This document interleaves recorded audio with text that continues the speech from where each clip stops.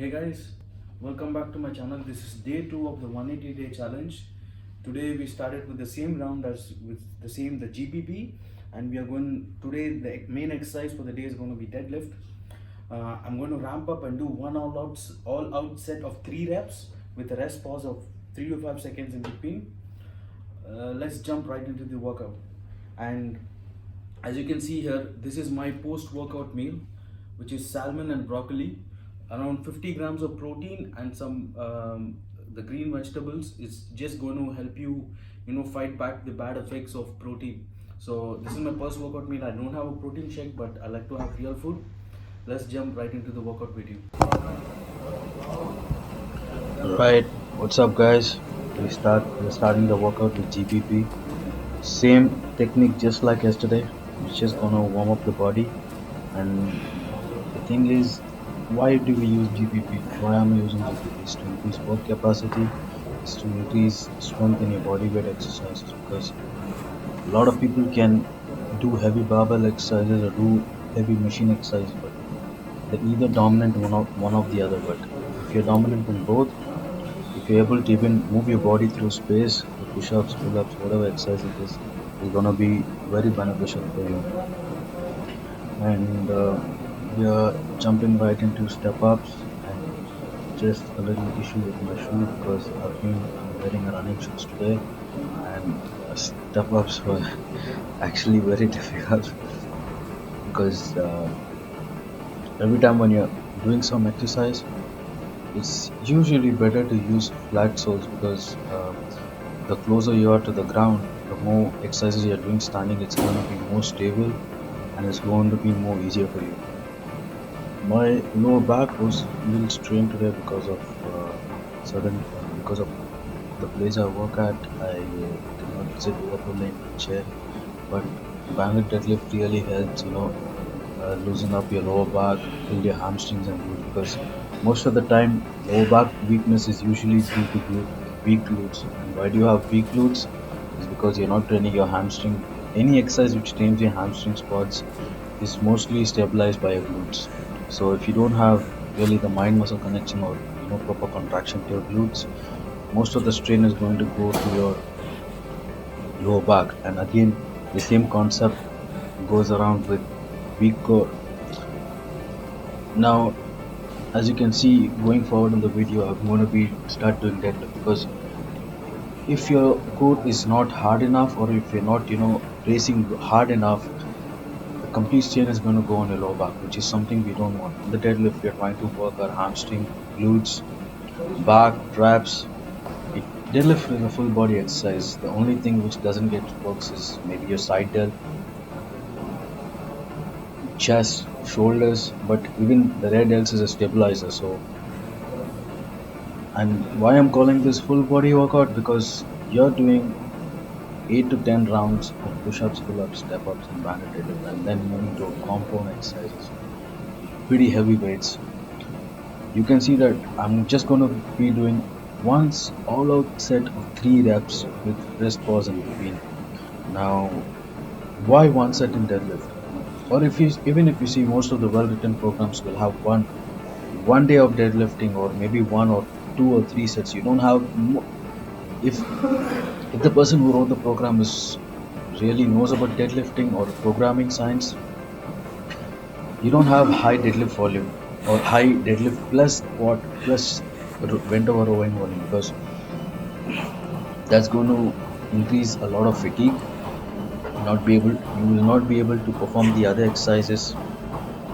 Deadlift can be used as an overall exercise for overall growth, because deadlift, again, it's a partial exercise. It's not a complete range of motion. If you want to make it complete range of motion, you can stand on two 45-pound plates, which is going to increase the length for you. That is, if you're in my head short like me, I'm 5'6", so if you want to increase the height, you can stand on 1 or 2 plates. That's going to increase the range of motion for you. And deadlift, uh, yeah, it works your hamstring, it works your back. There are a lot of people who argue, or there's a lot of studies which argue that deadlift does not work the back, but deadlift is a complete back exercise. Even if you look at the EMG studies, deadlift, your lats light up in deadlift, and the only way your traps work in this, although it is not a shrug, it works through the stretch range of motion. For instance, we know from studies that traps muscles grow when they're stretched under overload. For instance, if you can shrug 80-pound dumbbells with each hand, and if you're deadlifting 300 pounds, which is going to cause more hypertrophy and more overload. Deadlift, obviously, because you're is more than three times, you're doing three times of the weight that you can shrug, but it's not going to give you complete development. If you're specifically trying to target your traps, I would say you should also do shrugs. If you're going to do shrugs, all because deadlift is already doing the heavy work for you. So when you're going to do shrugs, or if you even if you can do if you can do cable shrugs, you want to do lightweight. Mind muscle connection is very important, and higher reps, because the heavy work is already being taken care of deadlift. And obviously, not to mention heavy barbell rows, or different kind of row positions, and even chin ups and pull ups work your traps. Standing press, although the weight is less, if you look at the EMG studies, standing press lights up your traps significantly, even more better than the shrug. Some of the shrug variations actually. So deadlift works most of your body. So especially if you increase the deficit.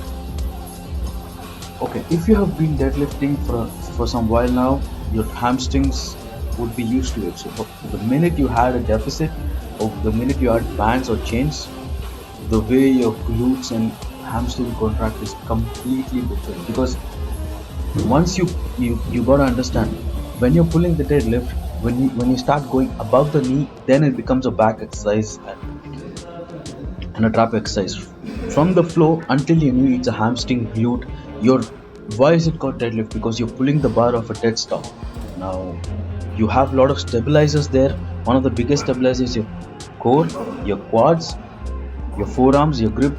If your grip is a limiting factor, then you're probably using straps for other exercises.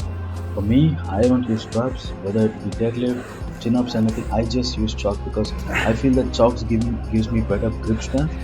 And I have straps, but I don't use straps.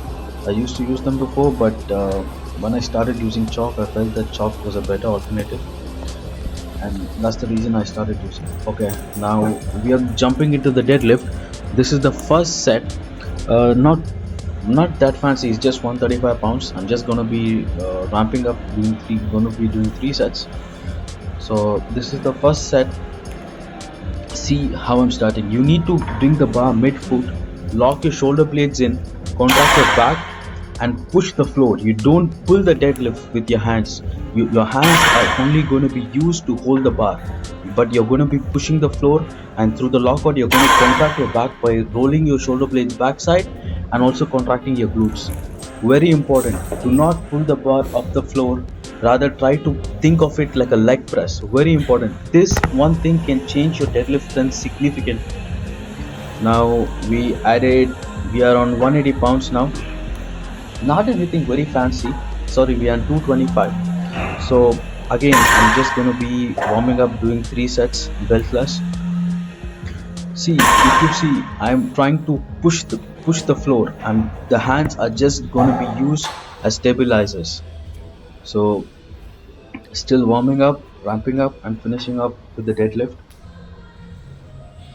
See, just look at it. I'm pushing the floor. My hands are just going to be used as stabilizers to hold the bar, but it's my hamstring, glutes, and back doing all the other work. It's very important to have a strong